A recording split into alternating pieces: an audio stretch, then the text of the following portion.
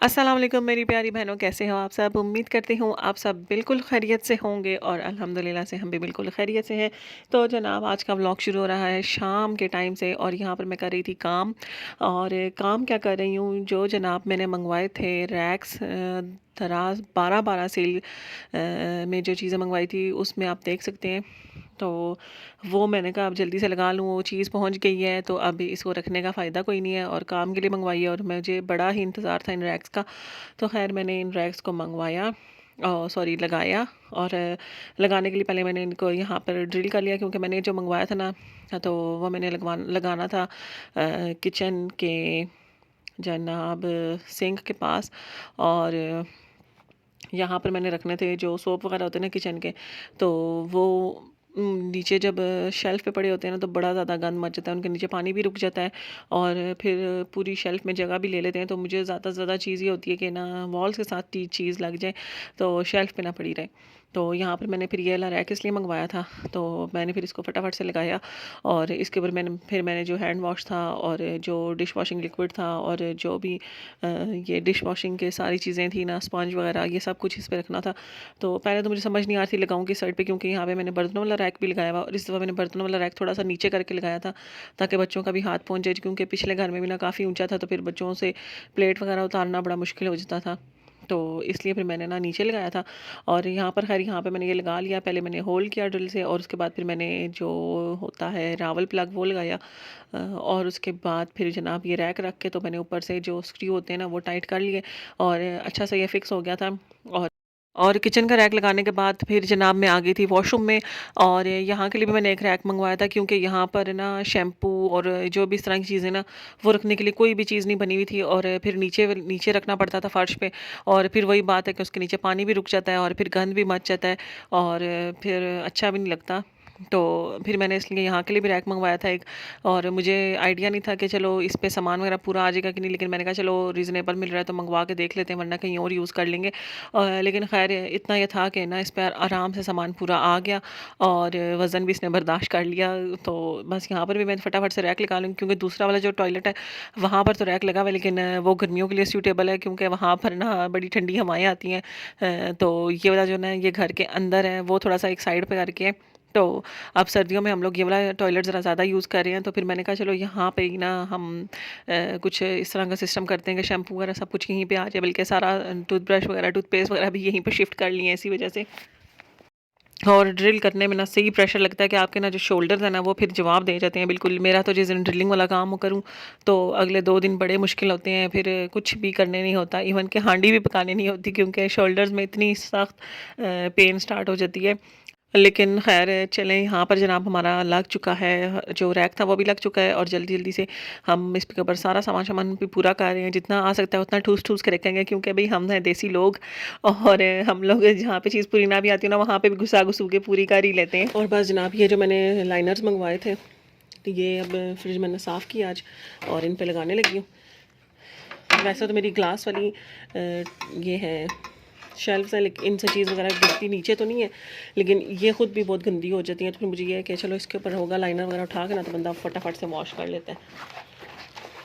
तो इस तरह से ये 45 सेंटीमीटर थी और इस तरह से ये 150 सेंटीमीटर आई है टोटल। तो क्यों इसमें 130 सेंटीमीटर वाला भी था, लेकिन मेरा ना ये 30 से ज़्यादा थी विड्थ, फिर मैंने 45 वाला मंगवा लिया। मैंने कहा जो साइडों से उतरेगी वो हम उस पर लगा लेंगे, जो डोर्स के शेल्व्स होती हैं उन पे लगा लेंगे। तो और बस जनाब मेरा जो फ्रिज है ना वो फुल साइज़ का है, तो इस वजह से ना इसमें इसकी शेल्फ भी काफ़ी बड़ी हैं। और जो एक रोल है ना, मैंने हालांकि ऑर्डर करने से पहले मेजर किया था, लेकिन थोड़ा सा मेरे हाल में मेरे से गलती होगी। मुझे था कि एक शेल्फ़ पे थोड़ी सी जगह बचेगी बस, और ना 3 शेल्फ़ पे ऑलमोस्ट पूरा आ जाएगा, लेकिन काफ़ी सारी जगह बच गई थी। खैर 2 शेल्फ़ पे आराम से आया, जो तीसरी शेल्फ़ थी उस पे ना काफ़ी सारी जगह बच गई थी। लेकिन खैर गुजारा हो गया, क्योंकि 2 फ्रीज़र की शेल्फ़ थी, एक रोल से वो होगी कवर और जो दूसरा रोल था उससे नीचे वाली 2 कवर होगी और जो दोनों में से थोड़ा-थोड़ा पीस बचा था वो नीचे वाली शेल्फ़ की नीचे वाले जो सेक्शन है ना उसकी 2 शेल्फ़्स मज़ीद कवर होगी। साइड पे छोटा-छोटा सा एक पैच डाल के और यहाँ पर और ये वाली जो थी ना ये सिलिकॉन की है, इसमें ना कुशन वाले भी लाइनर्स आते हैं, लेकिन वो प्रिंटेड होते हैं और मैं कह रही थी कुछ सादा सा मिले तो जो अच्छा भी लगे तो फिर मैंने ये मंगवाया। इसमें कलर्स भी काफ़ी सारे अवेलेबल थे, लेकिन मैंने मंगवाया है जनाब वाइट कलर, क्योंकि जो फ्रिज का इंटीरियर होता है ना वो वाइट ही होता है। तो फिर मैं कह रही थी कि कुछ रंग बिरंगा सा ना लगे, तो डिसेंट सी लुक की आए फ्रिज में। और इसको लगाने से ना वाकई में फ्रिज की लुक बड़ी ही नीट हो गई है ना, साफ़ सुथरा लगता है फ्रिज। और जो शेल्फ़ थी ना, ये मेरी ग्लास शेल्फ़्स हैं, लेकिन ना इन पे भी ना ऐसे स्टीम सी बन जाती थी, जिसकी वजह से ना फ्रिज थोड़ा सा ना गंदा गंदा लगने लग जाता था, फिर मुझे इनको साफ़ करना पड़ता था। लेकिन अभी जब से ये दालें तकरीबन 1 वीक हो चुका है मुझे इनको फ्रिज में लगाए हुए, और ना मुझे अभी तक दोबारा साफ़ करने की ज़रूरत नहीं पड़ी। और एक दिन मैंने ऊपर चिकन वगैरह वॉश करके रखी थी फ्रीज़र वाले सेक्शन में, तो उसमें से थोड़ा सा ब्लड वगैरह लीक हुआ था, तो मैंने कपड़ा मारा तो एकदम से बिल्कुल साफ़ हो गया, मेरा दिल खुश हो गया। मैंने कहा ये तो सफाई करना भी बहुत ज़्यादा आसान हो गया, वरना तो शेल्फ़ पे फिर जो अगर कोई भी चीज़ ना रख जाए तो वो जम ही जाती है, और फिर पूरी शेल्फ़ निकाल के आपको उसको वॉश करना पड़ता है। तो उन झंझट से थोड़ी मेरी जान छूटी। और बस जनाब, ये जो मैंने व्हील्स मंगवाए थे ना, इनको मैंने मंगवाया था लेज़ी सुज़ान बनाने के लिए, क्योंकि काफ़ी एक्सपेंसिव है। तो ये मेरे पास 2-3 प्लेट थी सिरेमिक की, तो ये यूज़ में इतनी नहीं आती, क्योंकि बच्चों वाला घर है, तो मुझे ये होता है गिरा के तोड़ेंगे तो चोट वगैरह ना लग जाए। तो ये वाला आइडिया मेरे जहन में उस दिन आया था, तो मैंने कहा चलो ये मंगवा के देखती हूँ। और ये मैंने इनके साथ तो ये वाली एडहेसिव आई थी, लेकिन मैंने ये नहीं यूज़ की।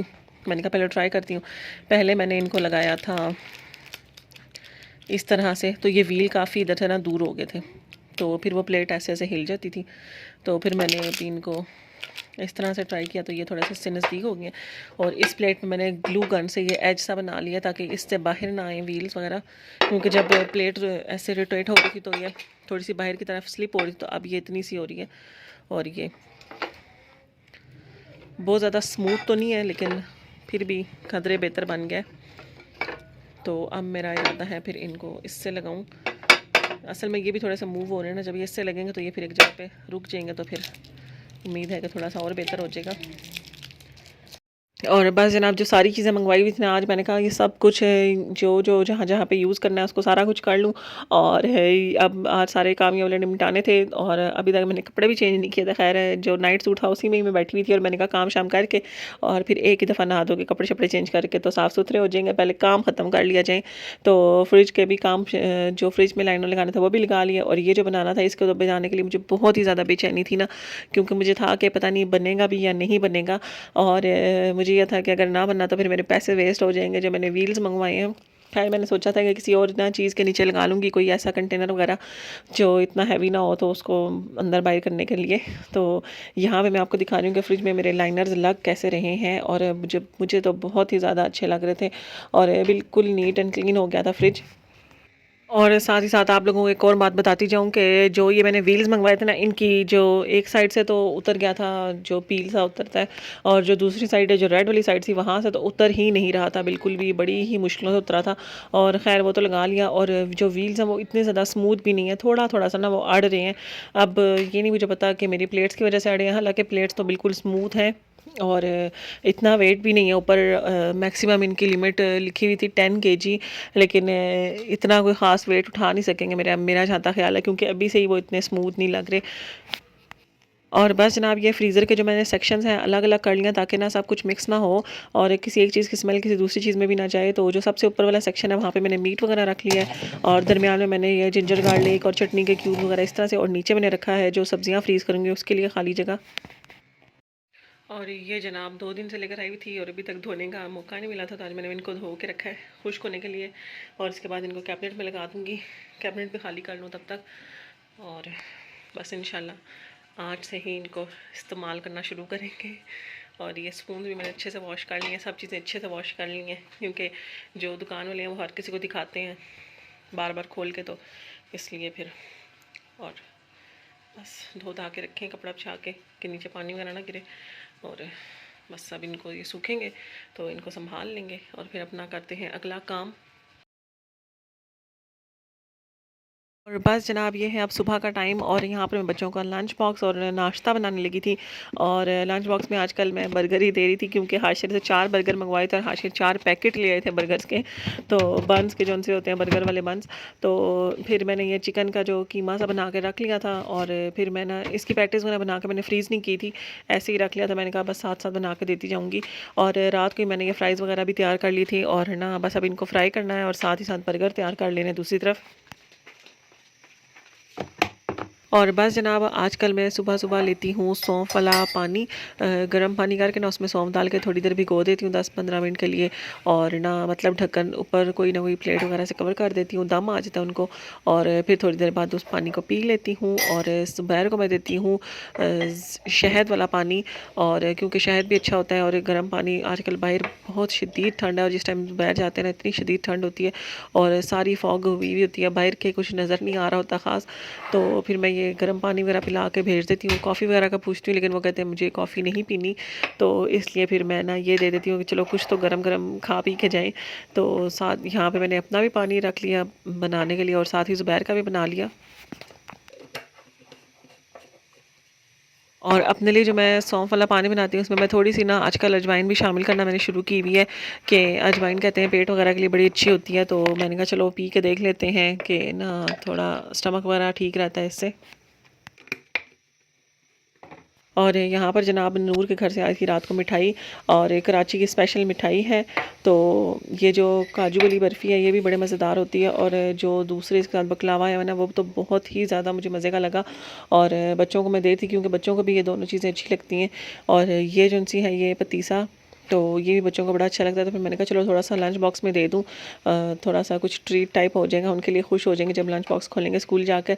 तो यहाँ पर मैंने एक एक बर्फ़ी रख ली थी और थोड़ा थोड़ा सा मैंने वो तोड़ के रख लिया था। और गर्म पानी तो वैसे ही कहते हैं कि बॉडी के लिए बहुत अच्छा होता है। और लेकिन मेरे से सुबह-सुबह ना सादा पानी पीने नहीं होता, तो फिर इसलिए मैंने इसमें सौंफ वगैरह डाल देती हूँ, वो थोड़ी-सी खुशबू आती है, तो वो भी अच्छा लगता है। और मेरी एक फ्रेंड ने बताया था कि ये सौंफ बड़े अच्छे हैं, उसने लेना शुरू किया तो उसको काफ़ी इससे फ़र्क पड़ा है। तो फिर मैंने कहा चलो थोड़ा-सा मैं भी ट्राई करके देख लूँ। अभी लेते मुझे काफ़ी टाइम हो गया लेकिन मुझे कोई फ़र्क नहीं पड़ा, लेकिन फिर भी मैं ले रही हूँ। मैंने कहा चलो थोड़ा-सा ना कांस्टेंट रहें इस दफ़ा, वरना थोड़ी हर सा चीज़ यूज़ करके मैं छोड़ देती हूँ और फिर मैं कहती हूँ जी चीज़ ने काम नहीं किया। और बस जनाब यहाँ पे अब मैं बच्चों का नाश्ता बनाना शुरू कर दिया है फाइनली। और आज नाश्ते से पहले की रूटीन में मैंने आपको दिखा दिया कि नाश्ता बनाने से पहले मैं क्या करती हूँ। तो क्योंकि वो मैंने पहले कभी भी शेयर नहीं की हुई। तो यहाँ पर बस बच्चों के लिए कॉफ़ी बना रही थी क्योंकि थोड़ी थोड़ी सी दूध में ना कॉफ़ी डाल के देती हूँ कि दूध से वैसे भी कहते हैं रेशा हो जाता है और ना कॉफ़ी वैसे भी अच्छी होती है सर्दियों में। तो इसलिए थोड़ी सी कॉफ़ी डाल के देती हूँ और फिर बच्चे शौक शौक से पी भी लेते हैं। और यहाँ पर जनाब बच्चों का लंच बॉक्स ही बना रही हूँ। जो मैंने पैटीज़ बनानी है वो फटाफट से भी उनकी जो कीमा पड़ा हुआ उसकी पैटीज़ बना के तो फ्राई कर लूँगी और साथ ही बर्गर्स को भी फ्राई कर लूँगी और जल्दी जल्दी से सारी सॉस वगैरह लगा कर तैयार करके तो लंच बॉक्स हमारा हो जाएगा तैयार। और सुबह उठती मैं तकरीबन 6:15 बजे तक मैं जाग जाती हूँ। और आजकल तो वैसे भी नमाज़ का टाइम लेट ही होता है, तो उठ के फिर हम लोग नमाज़ पढ़ते हैं, बच्चों को भी उठा के नमाज़ वगैरह पढ़ाई। और उसके बाद बच्चे फिर तैयार होना शुरू हो जाते हैं स्कूल के लिए और मैं किचन में आके अपने सारे काम शुरू कर लेती हूँ। और साथ साथ बच्चों का लंच बॉक्स बनाती हूँ, साथ साथ अपने लिए पानी वगैरह बना लिया, दोपहर के लिए भी पानी बना लिया और साथ ही साथ बच्चों का नाश्ता वगैरह भी तैयार कर लिया। और ये है जनाब मेरी अर्ली मॉर्निंग रूटीन। और इसके बाद बस बच्चे स्कूल चले जाएंगे और बच्चों को स्कूल भेज के फिर मैं दोबारा से किचन में आ जाती हूँ और किचन वगैरह की क्लीनिंग कर लेती हूँ। उसके बाद फिर मैं जनाब कपड़े इस्त्री करने वाले हो तो कपड़े इस्त्री कर ली, मशीन लगानी हो तो मशीन लगा ली, सफाइयाँ करनी हो तो सफाइयाँ कर ली। और 10 से 11 बजे के दरमियान में ज़ुबैर आ जाते हैं वापस घर। तो उससे पहले पहले मैं अपने घर का सारा काम ख़त्म कर लेती हूँ और उसके बाद अगर कोई और काम हो तो वो कर लेती हूँ। और अगर मुझे पता हो कि आज पकाना क्या है तो फिर मैं वो भी इसी टाइम में पका लेती हूँ। और इस तरह से ये हो जाता है कि फिर शाम को मुझे ज़रा टाइम मिल जाता है, अगर कोई आ जाए तो मैं उसके उसको भी प्रॉपर टाइम दे सकती हूँ फिर। और साथ फिर बच्चों का पढ़ाना वगैरह भी शाम को ही होता है, तो फिर ये है कि ना या खुद भी कहीं जाना होना तो वो भी शाम को ही जाना होता है। तो इस तरह से ना टाइम फिर अच्छे से मैनेज हो जाता है, ये नहीं कि बंदा सारा दिन अब काम ही करता रहे और बाकी दुनिया जाए भाड़ में। तो अपने आप को ना इस थोड़ा सा मैनेज करके ना चलें तो फिर बड़ा आसानी से काम चलता रहता है। तो बस जनाब आज का व्लॉग मैं यहीं पे एंड करूँगी। उम्मीद करती हूँ आपको पसंद आया होगा, तो जल्दी से लाइक भी कर लें और चैनल को भी सब्सक्राइब कर लें। बिल्कुल फ्री है चैनल को सब्सक्राइब करना, तो आप आराम से कर सकते हैं। जो रेड बटन है उसको ग्रे करना है बस। तो इसी के साथ मैं आपसे इजाज़त चाहूँगी। इंशाल्लाह दोबारा आपसे नेक्स्ट व्लॉग में मुलाकात होगी। तब तक के लिए अपना बहुत सा ख्याल रखिएगा और हमें अपनी ढेरों दुआओं में याद रखिएगा। मुझे दीजिए इजाज़त। अल्लाह हाफ़िज़।